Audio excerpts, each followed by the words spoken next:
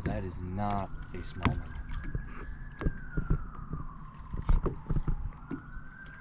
It's huge. It's gonna be Musky.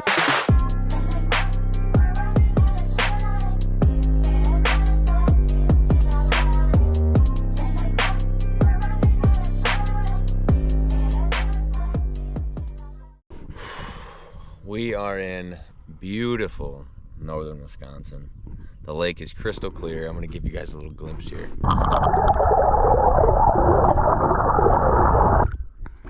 I mean, that wasn't much of a glimpse.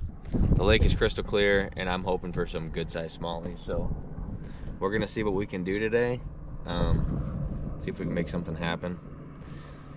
Got a lot of figuring out to do, so hopefully it won't take too long, and we'll see y'all in a minute or two. What's going on, YouTube? Colton Smith from I'm Smitten Fishing.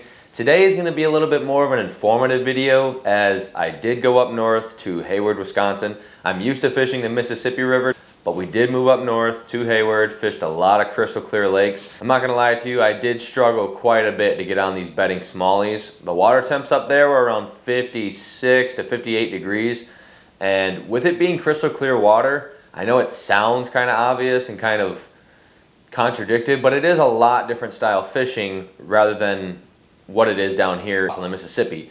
It's been raining the last hour. We got our first North Wisconsin smallmouth on a jerkbait in 55-degree water temps.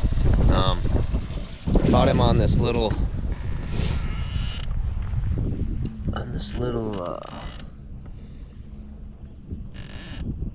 caught him off this little point here. This little point, then there's a big rock flat right here. And obviously you can see there's deep water right here. But this is like a nice little 15 to 20 foot shelf. It slopes off real slow and then pitches up pretty steep to that rock flat. So I think we're gonna stick with that. The finesse stuff hasn't been working yet, so we're gonna see what we can do. So because I didn't put on an absolute slaughterhouse with these smallmouth this weekend, I decided that I'm going to show you the areas I fished, the decisions I was making, and what led me to ultimately have a good and or a bad day. So the first day I went up to a lake called Grindstone up by Hayward, Wisconsin. It's a medium-sized lake, pretty good depths, about 50 foot at the max, and it's really just a big circle. It has a lot of islands on it, and it also has a lot of flats. One side of the lake is very rocky, and the other side of the lake is very weedy. So, naturally, during the spawn, I tended to drift towards the rocky, sandy transitions. On the first day on Grindstone, I did end up picking a shallow rock flat off the point of an island. It was about 7 to 8 foot of water.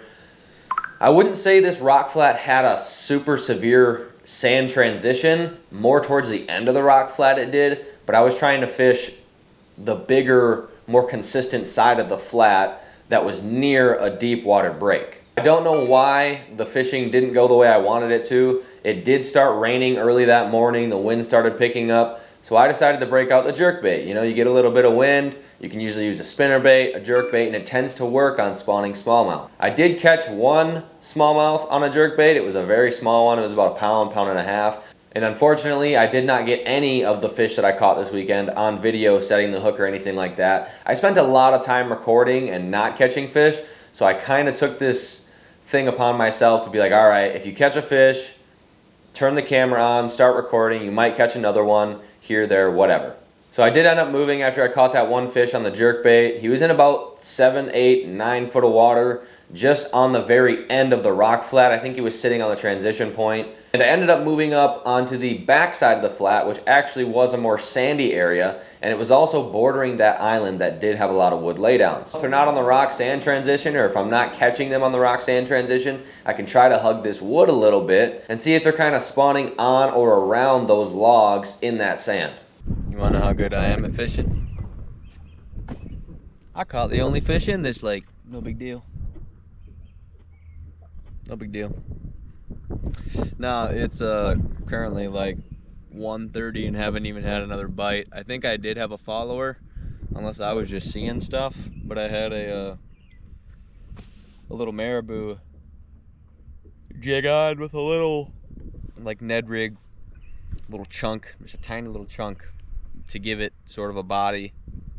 fill those hairs out a little bit. Not a full Ned rig piece, just a little tiny piece, just to fill the body out a little bit. And I'm pretty sure I had a pretty good sized follower because I saw a big flash of like silverish green right at the boat, right when I was taking the marabou out of the water. So that was fun. The hair jig, if you will, whatever. Yeah. I don't think there's any fish in this damn lake.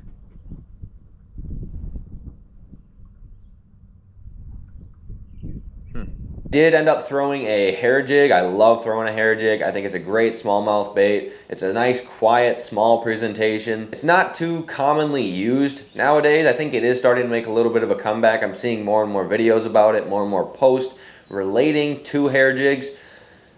But ultimately, I did throw a hair jig up towards these wood laydowns, and I did have a pretty good sized follower. I ended up pulling my hair jig out of the water, obviously right at the boat, and I saw a big flash like brownish green right at the surface of the water. So I think he turned, he went to swipe at it, and I pulled it out of the water right before he could get to it. So that was an unfortunate event. Nothing else happened on that lake that day.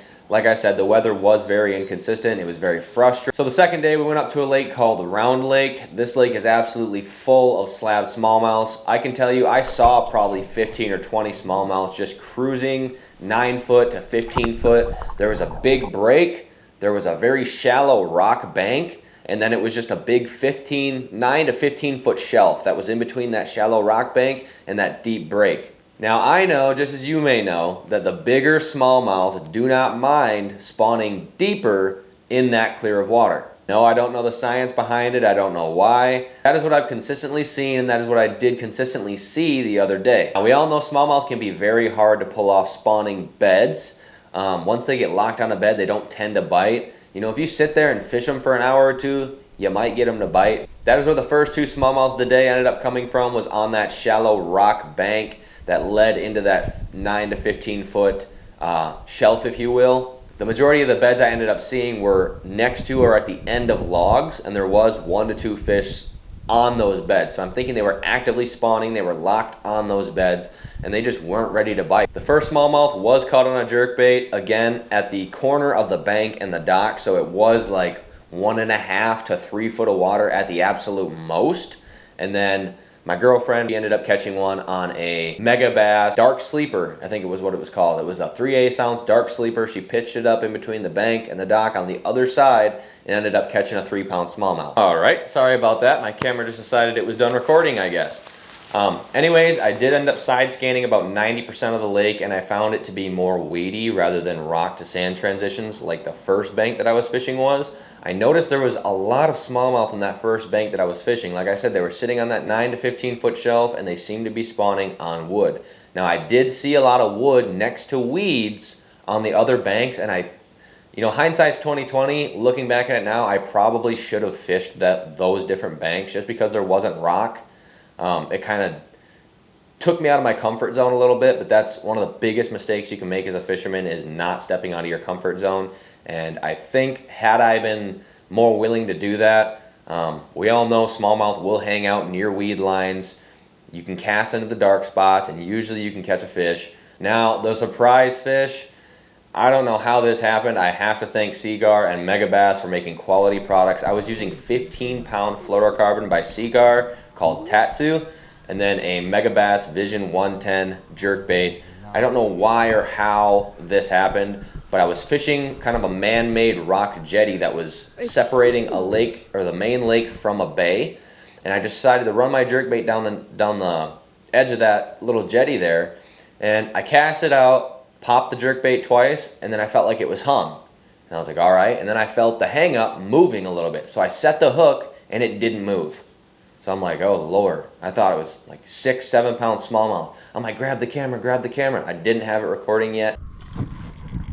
Oh, this is exciting. She got me kind of reeling in the fish a little bit. Neither one of us knew what the heck it was, and it ended up being a 50-inch musky on 15-pound fluorocarbon and a 6-inch little jerkbait with 9 tiny little treble hooks. I don't know how I ended up landing this fish. I ended up loosening the drag, playing it out a lot. I just had to play the waiting game with him and tire him out.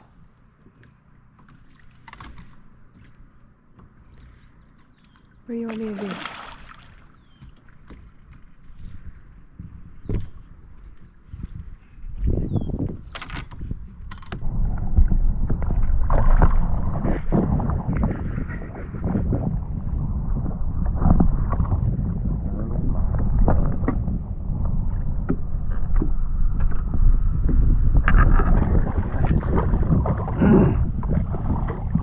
I'm sorry, I don't know how to do this.